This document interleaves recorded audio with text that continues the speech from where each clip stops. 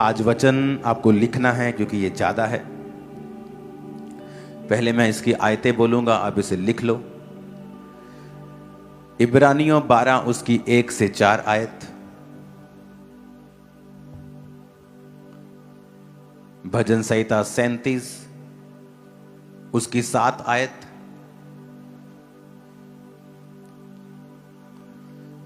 मत्ती 6 उसकी 21 आयत, रोमियो 5 उसकी 3 से 4 आयत, भजन संहिता 46 उसकी 10 आयत, भजन संहिता 34 उसकी 1 आयत, मत्ती 6 उसकी 18 आयत, इब्रानियों 10 उसकी 24 आयत,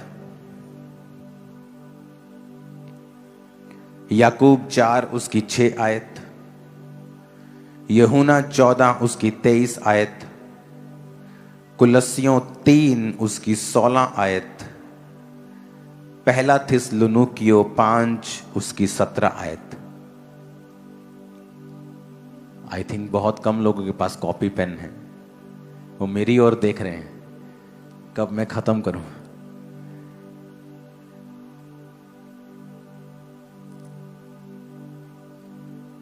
इब्रानियों 12 उसकी 1 से 4, फिर से मैं रिपीट कर रहा हूं। भजन संहिता 37 उसकी 7, मत्ती 6 उसकी 21, रोमियो 5 उसकी 3 से 4, भजन संहिता 46 उसकी 10 आयत, भजन संहिता 34 उसकी 1 आयत, मत्ती 6 उसकी 18, इब्रानियों 10 उसकी 24, याकूब 4 उसकी 6, यूहन्ना 14 उसकी 23, कुलस्सियों 3 उसकी 16, पहला थिस्सलुनीकियों 5 उसकी 17।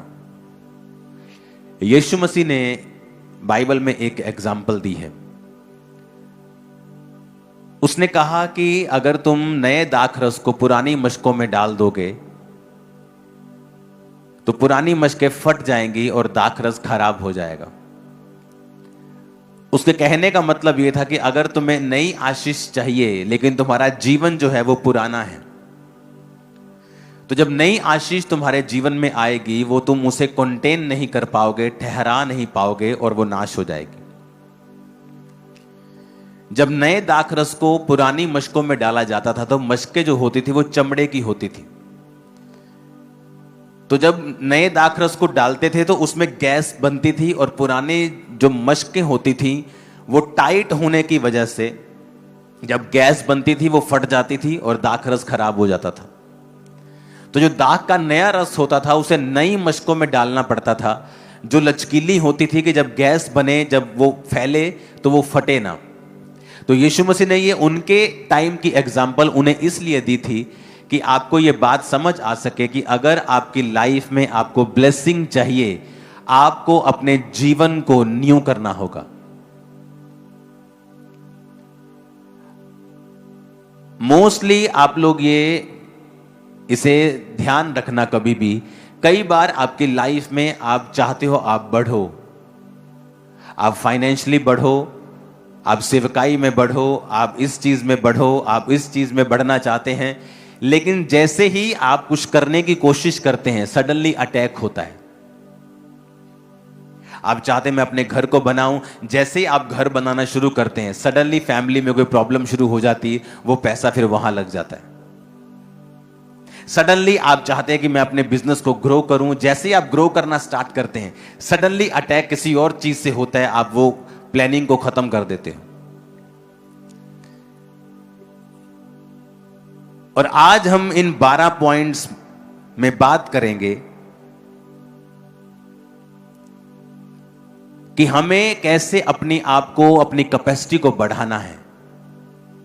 अगर मेरे सामने 1 लीटर का गिलास पड़ा है लेकिन मैं ये चाहता हूं कि मेरे पास 5 लीटर हो, तो मैं जितना मर्जी ताकत लगा लूं, जितना मर्जी जोर लगा लूं, मैं उस 5 लीटर को कभी भी 1 लीटर के गिलास में फिट नहीं कर पाऊंगा। जितना 1 लीटर से ज्यादा होगा वो बह जाएगा। अगर आपकी कैपेसिटी, अगर आपके आपके अंदर जो कैपेसिटी है परमेश्वर की आशीषों की, अगर वो 1 लीटर की है, आप अगर कोशिश भी करेंगे 2 लीटर डालने की, बाकी सारा वेस्ट हो जाएगा, अंदर वही रहेगा जो 1 लीटर का है। आप अपनी लाइफ के उसी लेवल पे रहोगे, कोई शक नहीं, चाहे आप जितना मर्जी चाहते हो कि मुझे नेक्स्ट लेवल पे जाना है, मुझे नेक्स्ट लेवल पे जाना है, मुझे अपनी लाइफ में अगले लेवल पे जाना है, आप उसे नहीं कर सकते जब तक आप अपने बर्तनों को बड़ा और चौड़ा नहीं करते हैं।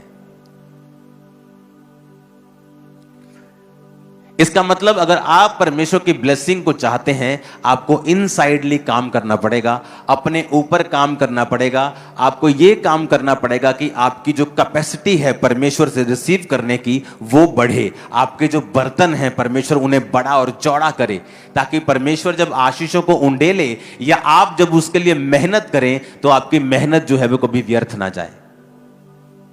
कितने मेरी बात को समझ रहे हैं? मैंने हजारों लोगों को बोलते हुए सुना है कि जैसे ही हम अपना मकान बनाने की कोशिश करते हैं, सडनली हमारे जीवन में कुछ अटैक हो जाता है, फैमिली मेंबर बीमार हो जाता है, उसके ऑपरेशन पे खर्चा करना पड़ जाता है। जैसे ही मैं चाहता हूं कि चर्च बढ़े, जैसे ही मैं चाहता हूं हम ग्रो करें, सडनली कुछ ना कुछ हो जाता है। और मैं आपको एक बात बताना चाहता हूं कि हर एक चीज शैतान नहीं करता है। याकूब 4 उसकी 6 आयत को हम पढ़ेंगे।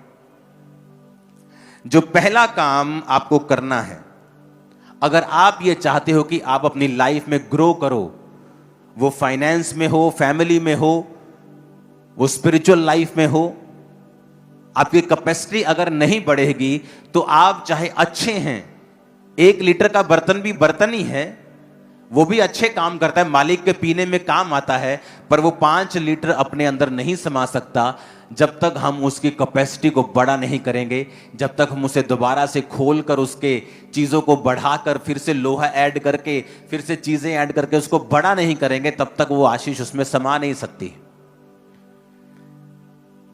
तो हमें आज पवित्र आत्मा से ये मांगना है कि पवित्र आत्मा मुझे, मेरी आंखों को खोल, मेरी समझ को खोल दे, ताकि मेरे जीवन में मैं अपनी कैपेसिटी को बढ़ा सकूं। जैसे ही परमेश्वर ये देखता है कि इस आदमी की, इस बहन की, इस भाई की कैपेसिटी 1 लीटर से 4 लीटर की हो गई है, वो 1 दिन लगाएगा, 1 सेकंड लगाएगा उसे 1 से 4 करने में। अदरवाइज आप रोज रोएंगे, आप रोज कहेंगे परमेश्वर को, लेकिन जब परमेश्वर आपकी लाइफ को देखेगा, वो देखेगा कि पुरानी मशकों में मैं नया दाखरस नहीं डाल सकता। अगर तुझे नया कुछ चाहिए, अगर तुझे लाइफ में एक नई ब्लेसिंग चाहिए, नया लेवल चाहिए, तुझे अपनी मशक के ऊपर काम करना पड़ेगा, तुझे अपने जीवन के ऊपर काम करना पड़ेगा, तब तक ये आशीषें जो तू मांगता है पॉसिबल नहीं है। पहला पॉइंट जो आपको फॉलो करना है, अगर आप ये चाहते हो कि आपकी लाइफ के ऊपर ब्लेसिंग्स आए और परमेश्वर आपकी हदों को बढ़ाए और वो आपकी कैपेसिटी को बढ़ाए,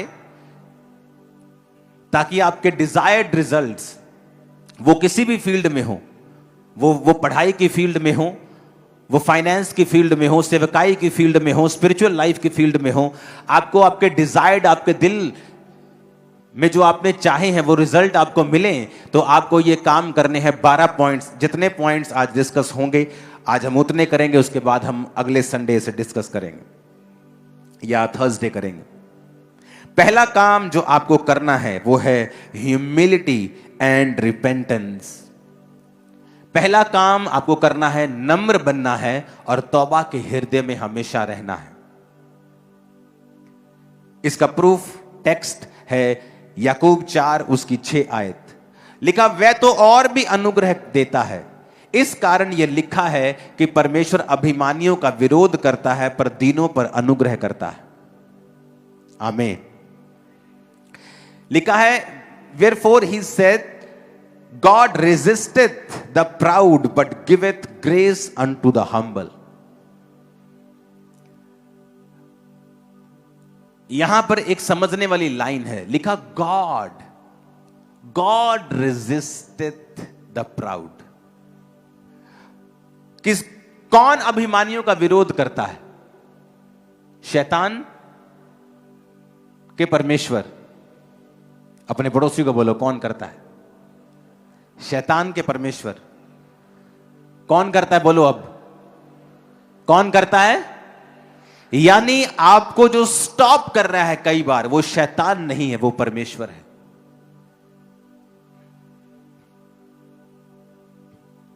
लिखा वो अभिमानियों का विरोध करता है।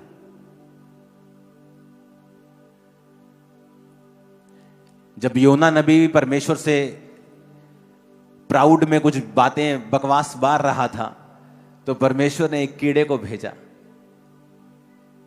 और जिस पेड़ के नीचे वो सोया था उस कीड़े ने पेड़ को काटा और वो पेड़ सूख गया सारा। जब हवा लगने लगी गरम गरम, तो फिर उठ के कहता, हो ये क्या हो गया? तो परमेश्वर कहता, उस पेड़ के लिए जो तूने मेहनत नहीं की और वो सूख गया और तुझे गर्म हवा लगने लगी और तू फिर से मेरे खिलाफ बोलने लगा, उन लोगों को जो 1.25 लाख के करीब लोग हैं, उन लोगों को मैं कैसे छोड़ दूं और कैसे उन्हें नाश होने दूं? यानी परमेश्वर को यह भी पता है कि कौन सा कीड़ा भेजना है पेड़ को सुखाने के लिए, और कीड़े ने भी परमेश्वर की कमांड ली। वो उन चीजों का इस्तेमाल करता है फिर आपका विरोध करने के लिए। सडनली वो फाइनेंस का फ्लो आपका रोक देगा, सडनली कुछ चीजें आपकी लाइफ के साथ होंगी, आप बोलेंगे ओ ये क्या हो रहा है? क्योंकि परमेश्वर आपको देख रहा है कि आप हम्बल इनफ नहीं हैं, आप इतने नम्र नहीं हैं कि जिस चीज के लिए आप मेहनत कर रहे हैं वो आपको उस कुर्सी पे बिठा दे। क्योंकि परमेश्वर नहीं चाहता कि मश्क फट जाए, कि आप एक ऐसी चीज कैरी करने लगें जो आपके लिए बिल्कुल भी सेफ नहीं है। आपका बच्चा रोए करलाए, लेकिन आप उसे टाइम से पहले गाड़ी चलाने के लिए नहीं देते, चाहे वो रो रो के पीट के नीला हो जाए, लाल हो जाए। एक समय आता है फिर उसको रोने की जरूरत नहीं, वो जस्ट चाबी पकड़ता है, उसने गाड़ी सीखी है, वो बिना रोए करलाए, बिना स्ट्रगल के उस गाड़ी को चलाता है, और बाप भी उसे रोकता नहीं। परमेश्वर ने कहा कि वो रेजिस्ट करता है प्राउड को।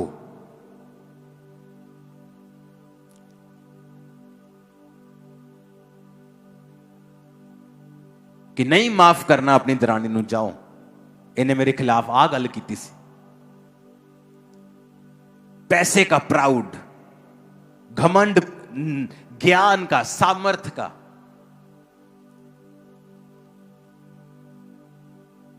पोजीशंस का। जब आप ऐसी चीजें करेंगे तो लिखा परमेश्वर आपका सामना करेगा। शैतान आपका सामना नहीं करेगा, परमेश्वर आपका सामना करेगा। पहला काम जो आपकी कैपेसिटी को बढ़ाता है और आपको दुनिया से अलग करता है, जो चीजें दुनिया बुजुर्गी में नहीं पा सकती, आप जवानी में उसे लेके बैठ जाएंगे परमेश्वर से। क्योंकि परमेश्वर उम्र नहीं देखता, वो आपके अंदर की, इनर मैन की उम्र देखता है। हो सकता है हमारे बीच में कोई 18 साल का लड़का बैठा हो और वो यहां बैठे 65 साल के व्यक्ति से ज्यादा आत्मा में बुजुर्ग हो, और यहां बैठा 80 साल का व्यक्ति आत्मा में बच्चा हो, यह भी हो सकता है। तो उम्र डिसाइड नहीं करती है कि आप आत्मा में कितने अच्छे हैं। आप वो सारी चीजें ले सकते हैं जो लोग बुजुर्गी में जाके भी उनको मिलती नहीं, आप उन्हें जवानी में हासिल कर सकते हैं। लेकिन आपको अपनी कैपेसिटी को बढ़ाना होगा, और आपको वो कैपेसिटी बढ़ाने के लिए आपको बाइबल के प्रिंसिपल्स, बाइबल के वचन जो परमेश्वर ने हमें हमारी ग्रोथ के लिए दिए हैं, हमें उन पर ध्यान लगाना होगा। अपने पड़ोसी को बोलो कि परमेश्वर अभिमानियों का सामना करता है। फिर से बोलो अपने पड़ोसी को, लेकिन दीनों के ऊपर अनुग्रह करता है। फिर से बोलो, दीनों के ऊपर अनुग्रह करता है। आमीन। अभिमानियों का क्या करता है? वो सामना करता है। और दीनों के ऊपर क्या करता है? अनुग्रह करता है, माफ कर देना। मोस्टली हमारी बहनें जो हैं वो अपने क्योंकि उन्होंने ज़्यादा रिश्तेदारों के नज़दीक रहना होता है, परिवार ज़्यादा, आदमी तो काम पे चले जाते हैं। इन चीज़ों से हमारी बहनें जो हैं वो ज़्यादा ग्रसित रहती हैं। किसी ने कुछ बोल दिया, किसी ने कुछ गलत कहा, किसी ने कुछ ऐसा गलत काम किया आपके खिलाफ, आप उनको माफ नहीं कर पाते हैं। या किसी भी चीज के लिए अपने अंदर एरोगेंस रखनी, अपने अंदर घमंड रखना। लिखा फिर अगर हमारे अंदर घमंड होगा तो हमारा सामना शैतान नहीं, हमारा सामना परमेश्वर करेगा, और वो मेक श्योर करेगा कि हम अगले लेवल पर कभी ना जाएं जब तक हमारी कैपेसिटी को हम इंक्रीज नहीं करते हैं। आप बर्तन अपना 4 लीटर का कर लो, मैं आपको बताता हूं, पर आपको रोने की जरूरत नहीं पड़ेगी प्रभु के सामने, वो उसमें 4 लीटर भर देगा।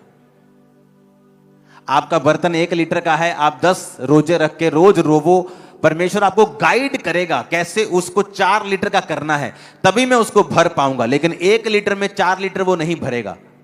वो अपनी आशीष को वेस्ट नहीं करना चाहता। उसने कहा मैं नया दाखरस पुरानी मशकों में नहीं दूंगा, क्योंकि पुरानी मशकों में डालते ही जब वो किण्वित होंगी, जब वो गैस छोड़ेगी, पुरानी मशकें टाइट होंगी और वो फट जाएंगी, और दाखरस भी खराब हो जाएगा और पुरानी मशकें भी खराब हो जाएंगी। अपने पड़ोसी को बोलो दीन बन। अपने माता पिता के सामने, अपने अगुओं के सामने, वॉलंटियर्स के सामने, एक दूसरे के सामने दीन बन। ना तो अपने पैसों का, ना पोजीशंस का, ना सुंदरता का, ना पढ़ाई का, ना काबिलियत का, ना सामर्थ का घमंड कर, क्योंकि वो घमंडियों का सामना करता है। आमीन।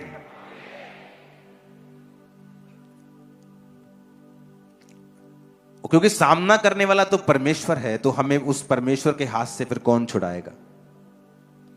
अगर तो सामना करने वाला शैतान हो तो हम उसका सामना करेंगे, तो बाइबल कहती है जब तू शैतान का सामना करेगा वो तेरे सामने से भाग जाएगा। लेकिन अगर सामना करने वाला ही परमेश्वर हो, ऐसे पाप जो हमने कन्फेस नहीं किए घमंड को दर्शाता है।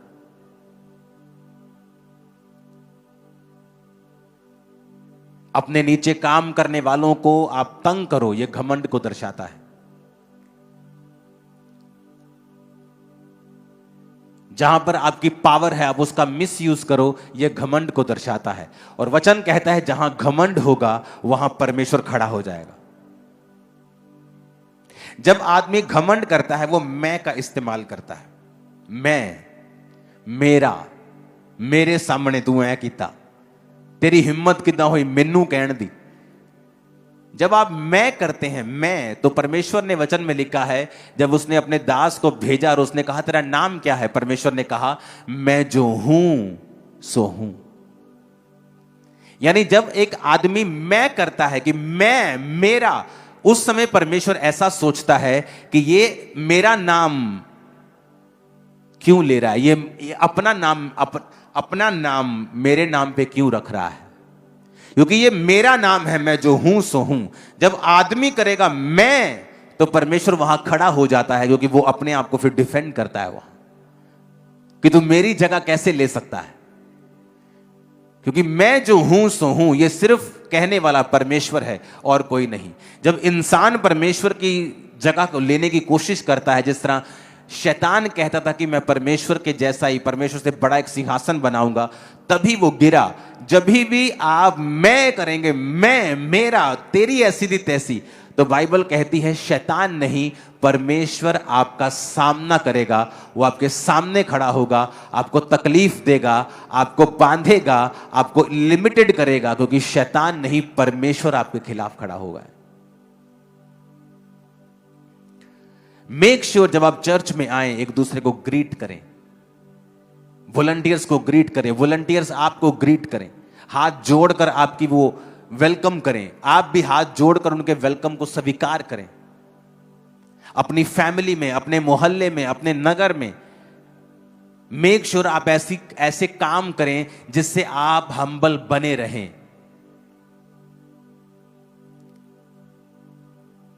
कितने इन बातों को समझ रहे हैं?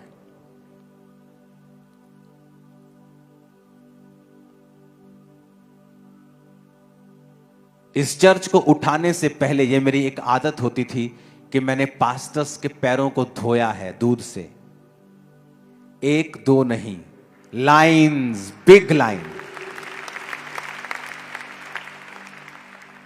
कई बार हम किसी किसी के पैरों को जब धोते हैं, हम कहते हैं कि हमने पैर को धोया। मैंने हर पास्टर के पैर को धोया। हर आदमी आपको ये गवाही देगा जिसने मुझे 15 साल जो पहले मिला होगा। ऐसे कामों को जानबूझ के करें जिससे आप हम्बल बने रहें। कई बार आपकी पोजीशन इतनी हाई होती है, आप इतने अनॉइंटिंग में होते हैं, आप इतने पावरफुल होते हैं, दोनों तरफ से स्पिरिचुअली, फिजिकली, सांसारिक दृष्टि से भी आपका घमंड में आना स्वाभाविक होता है। लेकिन अगर आप स्पिरिचुअल हैं, आपको मालूम है, आप वही काम करते हैं जिससे आप हम्बल बने रहें।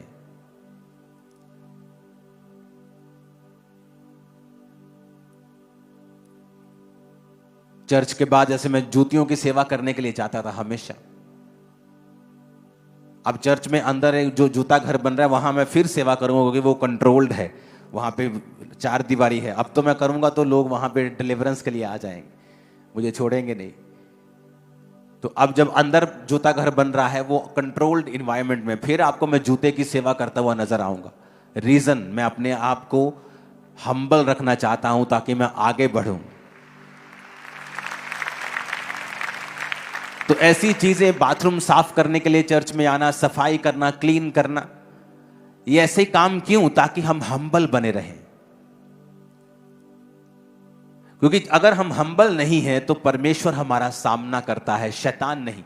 शैतान सामना करे आप जीत जाओगे, लेकिन अगर परमेश्वर आपका सामना करे आपको वेट करना पड़ेगा, आपको सफर करना पड़ेगा। आप कुछ नहीं कर सकते, आप कुछ नहीं कह सकते, आप भला बुरा कुछ नहीं बोल सकते, आपको साइलेंट रहना पड़ेगा, आपको वो सारा कोर्स लेना पड़ेगा, एक एक चीज आपको सहनी पड़ेगी। आप कुछ नहीं कर सकते, बोल के आप बिगाड़ सकते हो, परमेश्वर के खिलाफ सुधार नहीं सकते। तो परमेश्वर प्राउड लोगों का सामना करता है। मैं सामना कर, तूने कैसे कहा? मैं, मेरा नाम है मैं जो हूं सो। वो सॉन्ग है ना, मैं जो हूं सो हूं, मेरा नाम है मैं जो हूं सो हूं, मेरा नाम है। किसका नाम है मैं जो हूं सो हूं?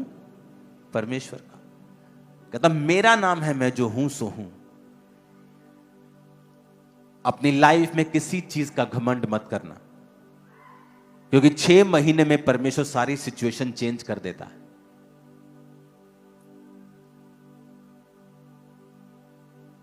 हालेलुया।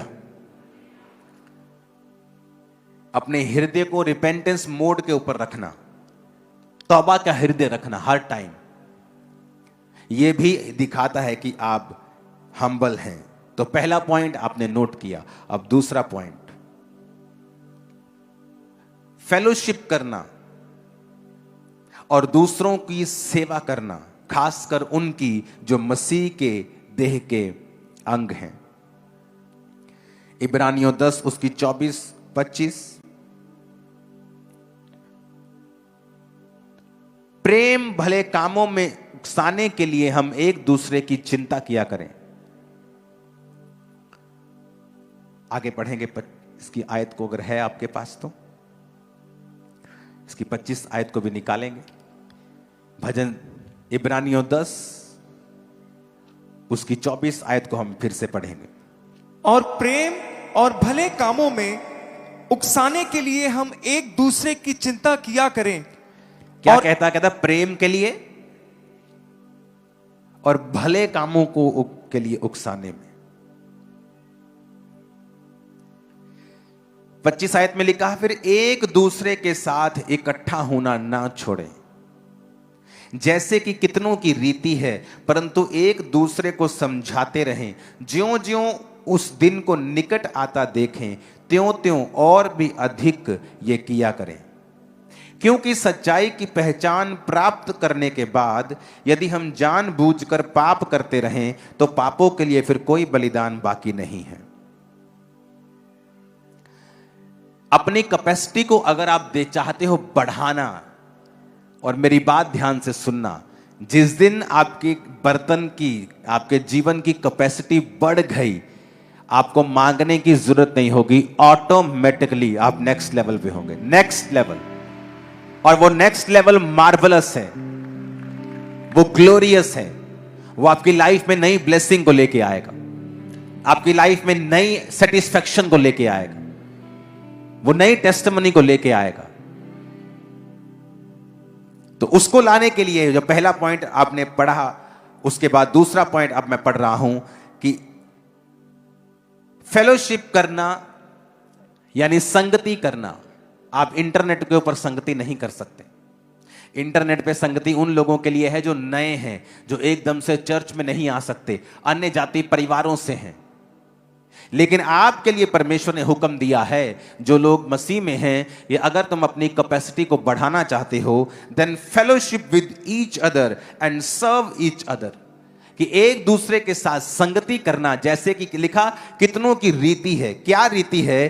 कि जब लोग शनिवार के दिन इकट्ठा होते थे, शब्द के दिन, लेकिन यीशु मसीह के जी उठने के बाद संडे के दिन, फिर वो संडे के संडे इकट्ठा होते थे। तो पौलुस कहता था कि इकट्ठे होना जैसा कि हमारी रीति है, तुम किसी भी रीति से उसको ना छोड़ो। क्योंकि जब भी शैतान आपको पहली ग्रेस से गिराना चाहता है, वो ये चाहता है कि तुम्हारी कैपेसिटी कभी ना बढ़े, तुम एक जगह पे स्टक हो जाओ, तुम्हारा पानी 1 लीटर हो, फिर 1 लीटर को कैसे मैं कम करूं, वो इस चीज पे प्लान करता है। तो सबसे पहले वो तुम्हारी संगति को अटैक करता है। वो किसी भी तरह से करे, वो तुम्हें काम देना पड़े, तुम्हें ठोकर देनी पड़े, तुम्हें दुख देना पड़े, तुम्हें सुख देना पड़े, वो कुछ भी करके तुम्हारी संगति को इफेक्ट करता है। क्योंकि एक बार जब संगति इफेक्ट हो गई, तुमने परमेश्वर के उस वचन को ब्रेक किया, अब तुम उस कैपेसिटी में नहीं बढ़ सकते जो प्रभु चाहता है तुम बढ़ो। तो उसने कहा कि तुम प्रेम में और भले कामों में उकसाने के लिए एक दूसरे की चिंता किया करो। हम में से कितने लोग हैं जिसने कुछ भला करने के लिए एक दूसरे को उकसाया हो? हाँ, हमने पाप करने के लिए उकसाया जरूर होगा कि चलिए यार, कुछ नहीं होता यार। तो वचन जब टूटेगा तो कर्स लाइफ पे होगा और उसे कोई रोक नहीं सकता है। मेरे टाइम में यूथ मेरे साथ होता था, यही वचन सुनता था, इधर से सुनता था, इधर से निकालता था, और चर्च खत्म होने के बाद वही करता था जो उसके शरीर को अच्छा लगता था। आज आप उनकी जिंदगियां देखो, 15-20 साल बाद वो वही के वही हैं। और जो लोग आत्मिक थे, जो लोग स्पिरिचुअल थे, उन्हें टाइम लगा 10 साल, 12 साल, किसी को 7 साल, लेकिन वो कहीं अधिक ऊंचे लेवल पे हैं आज हर तरफ से।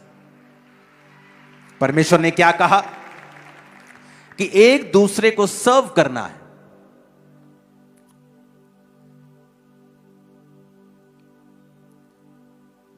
हालेलुया। आप जानते हैं, आप में से बहुत से लोगों के, यूथ के लोगों के मन में यह इच्छा है, अगर पास्टर जी कहेंगे, अगर पापा कहेंगे मैं चर्च में सेवा करूं तो मैं करूंगा। ये एक रॉन्ग एग्जाम्पल है। वचन कहता है सर्व ईच अदर, सर्व गॉड। आपको मेरी कॉलिंग की जरूरत नहीं है कि मैं आपको बोलूं कि भाई आप चर्च में सेवा किया करो, आप अकाउंटेंट हैं, आप चर्च में कुछ काम करो, आप वीडियोग्राफी करते हैं, आप चर्च के लिए काम करो, आप कैमरा चलाते हैं, आप चर्च के लिए चलाओ। मुझे कहने की जरूरत नहीं होनी चाहिए। अगर आपको आपकी कैपेसिटी बढ़ानी है, मेक श्योर आप चर्च के कामों में जुड़े हुए हों सारे। आपकी जो भी पोजीशन है, आप फाइनेंशियली ब्लेस्ड हैं, मेक श्योर आप अपने टाइथ, अपने हदियों, अपनी ऑफरिंग से चर्च के कामों में सहयोग करें। आप गिफ्टेड हैं, मेक श्योर आपका वो वरदान परमेश्वर के और परमेश्वर के लोगों के काम आए। अपने पड़ोसी को बोलो, तेरे हर वरदान परमेश्वर के लिए काम आए। आमीन। अगर हम सर्व करेंगे परमेश्वर को, सर्व करेंगे लोगों को, एक दूसरे को फेलोशिप करेंगे, तो वचन कहता है कि हमारी कैपेसिटी को परमेश्वर बढ़ाएगा। और यह प्रैक्टिकल होता है। मैं कई बार जब लोगों से मिलता हूं, सडनली मेरी जिंदगी में काम होता है, सडनली मेरी लाइफ में काम होता है। मुझे मालूम होता है, ओके मुझे अब यह करना है, मुझे इस तरफ से परमेश्वर ने मुझे अब ये एक तरह का साइन दिया है कि मुझे ये हिस्से को और मजबूत करना है। जब आप फेलोशिप करते हैं, परमेश्वर की ग्रेस आपके ऊपर आती है और वो आपकी कैपेसिटी को बढ़ाता है। ऊंची आवाज में कहो आमीन। अपने पड़ोसी को बोलो फेलोशिप करो, संगति करो, सर्व करो एक दूसरे को। आमीन। ऊंची आवाज में, ऊंची आवाज में।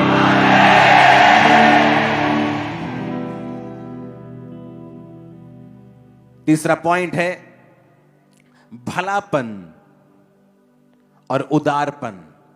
अपने पड़ोसी को बोलो भलापन और उदारपन। आमीन।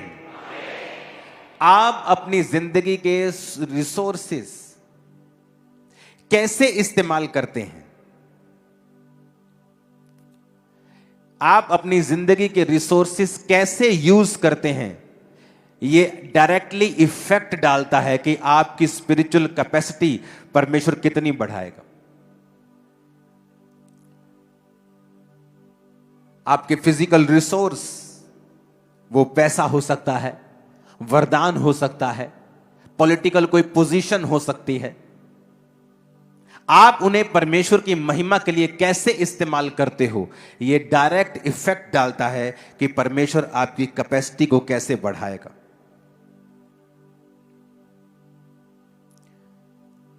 परमेश्वर ने कहा मैं चीयरफुली जो गिव करता है, आनंद से देता है, मैं उससे प्यार करता हूं। ये नहीं कि हाँ बीच का अनाउंसमेंट हुआ है, मेरा दिल नहीं कर रहा लेकिन मुझे देना पड़ेगा, अनाउंसमेंट हुआ है। कहता वो तेरा दिया हुआ कभी भी काम नहीं आएगा। गॉड लव्स ए चीयरफुल गिवर। जो प्रेम करता है, जो चीयरफुली, जो आनंद के साथ बोता है, परमेश्वर उस पर दया करता है, उसकी कैपेसिटी को बढ़ाता है। अपने पड़ोसी को बोलो परमेश्वर बढ़ाता है जो आनंद से देता है। आमीन। और अगर आपकी लाइफ में आप मटेरियलिस्टिक हैं, आपको सांसारिक चीजों से बहुत प्यार है, आप उस गाड़ी के लिए जो आपकी फेवरेट है पाप भी कर सकते हैं, तब भी परमेश्वर आपकी कैपेसिटी को नहीं बढ़ाते। हमारे जीवन में पैसा होना चाहिए, ये बाइबल भी ऐसा कहती है कि आपके पास वो सब कुछ हो जो आपको करने के लिए, प्रभु की महिमा करने के लिए चाहिए। इस मिनिस्ट्री को पैसा चाहिए, हर टाइम ऐसे टारगेट्स हमारे आगे सेट होते हैं, लेकिन वो मटेरियलिस्टिक में नहीं आता है। मटेरियलिस्टिक वो आदमी होता है जिसका ध्यान सिर्फ इस चीज पे है कि उसको अपने जीवन में क्या चाहिए, उसको कैसा घर चाहिए, कैसी उसको अपनी लाइफ चाहिए, कैसी गाड़ियां चाहिए, पॉश जीवन चाहिए, उसे स्टार बनना है इंटरनेट का। परमेश्वर ने कहा जो मटेरियलिस्टिक आदमी है वो भी परमेश्वर के सामने अपनी कैपेसिटी को बढ़ा नहीं सकते। जब आप उदार होते हैं, जब आप भले होते हैं, आप अपने रिसोर्सेस को, जो आपके फिजिकल रिसोर्सेस हैं, आप दूसरों के भलों के लिए उसे इस्तेमाल करते हैं। कैसे परमेश्वर आप पर भरोसा रखेगा कि आपके सामने एक व्यक्ति भूखा मर रहा हो और आप अपनी जेब से पैसा ना निकालें उसको कुछ देने के लिए? हालेलुया। ऐसा कैसे पॉसिबल है कि वो आपको देखे और आप इस तरह के हो कि दूसरों की कोई भी प्रॉब्लम जो है आपको हर्ट नहीं करती, आपको दूसरे की प्रॉब्लम से कोई मतलब नहीं है।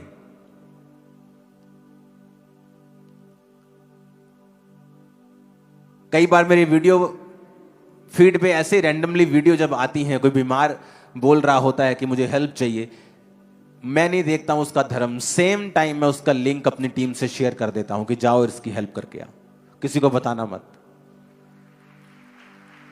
सेम टाइम, रात के 3 बजे हो, 2 बजे हो, सुबह के 10 बजे हो। उदारपन और भलापन, चाहे आपके पास लाखों रुपए देने की ताकत नहीं है, लेकिन कुछ तो ताकत है आपके पास।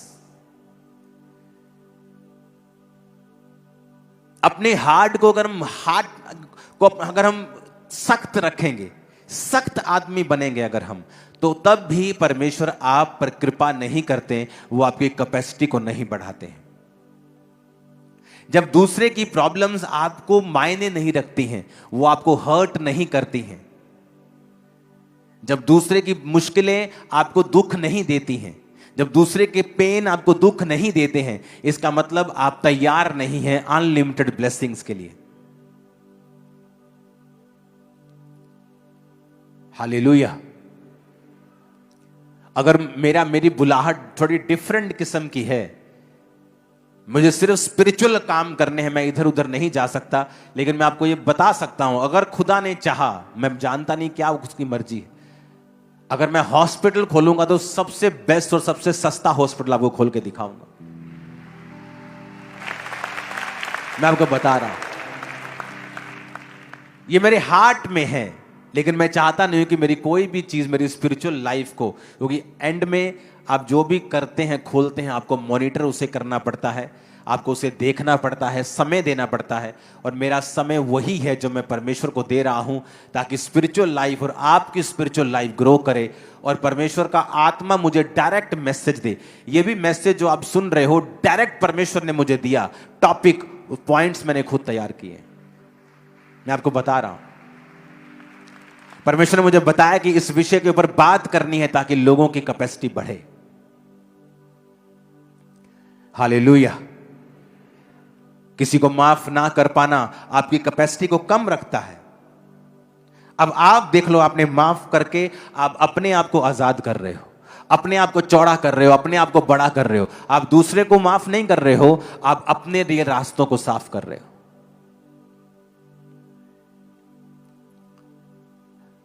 किसी की प्रॉब्लम आपकी प्रॉब्लम होनी चाहिए। वचन कहता है दुखी होने वालों के साथ दुखी होवो। अपने हाथों को उठाओ,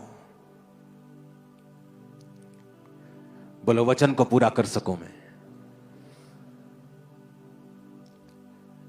इन तीनों पॉइंट्स के लिए प्रार्थना करो। मैं भला बन सकूं, उदार बन सकूं,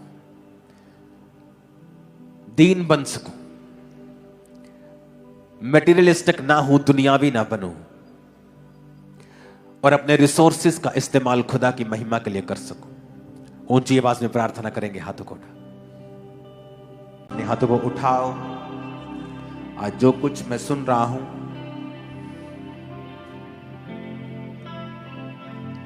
मैं उसे मानूंगा, उस पर चलूंगा,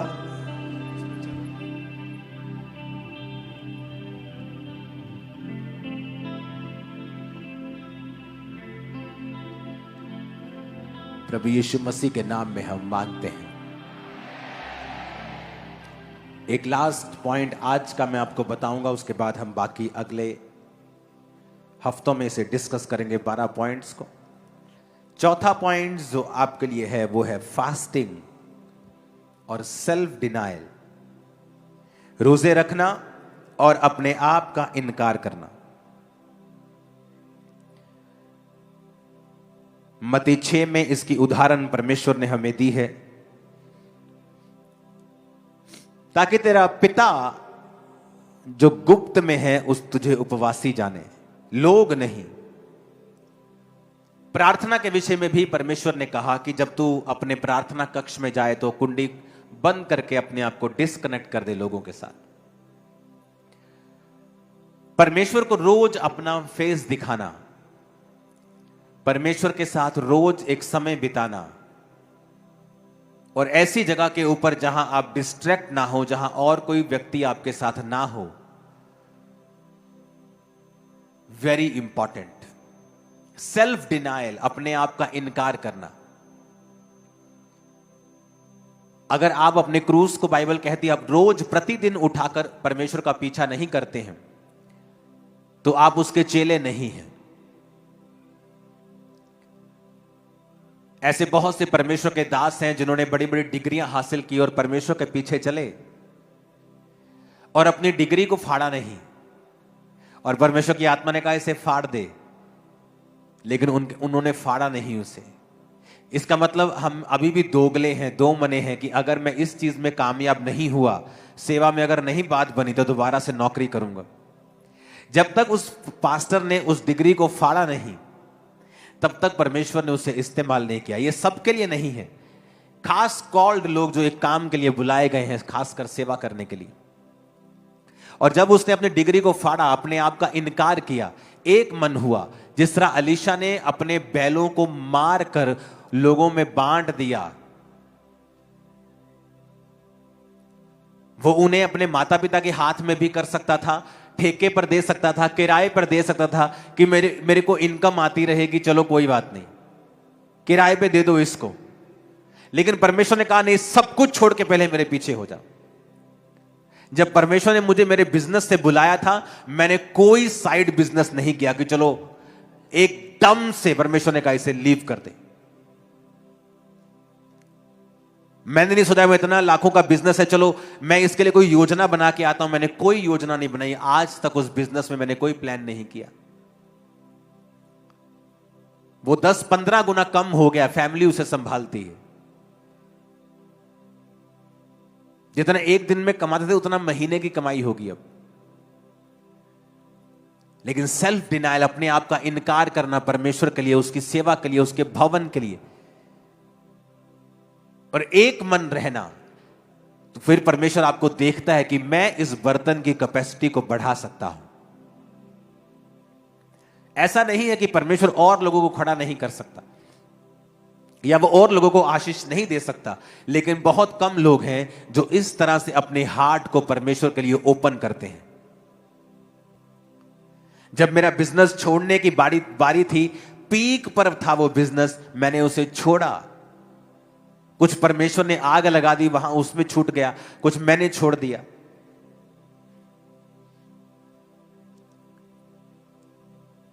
सेल्फ डिनायल कि जो परमेश्वर ने आपको करने के लिए कहा है, कई बार वो बोलता है आपको इस दोस्त को छोड़ दे, अपनी इस वाली संगति को छोड़ दे, इन लोगों की संगति मत कर।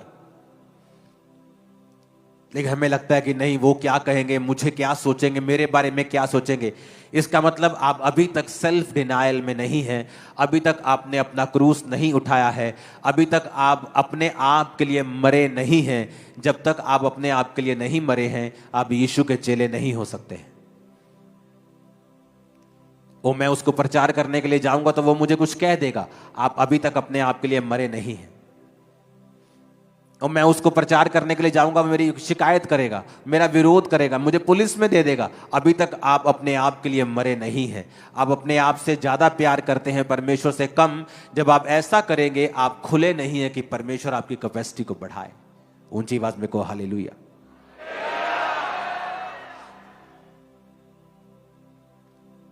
सेल्फ डिनायल फास्टिंग से आता है।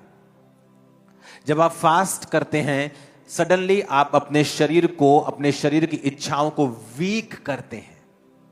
अगर आपको व्यभिचार के अटैक होते हैं, फास्टिंग में चले जाओ।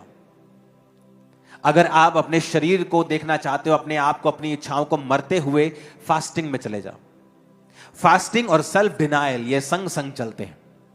आप फास्टिंग करते हैं, उपवास करते हैं, और सडनली आप सेल्फ डिनायल, रोज रोज अपनी इच्छाओं को आप खत्म करते हैं, अपने आप को और स्ट्रांग करते हैं स्पिरिट में, और ये चीज आपकी कैपेसिटी को बढ़ाती है।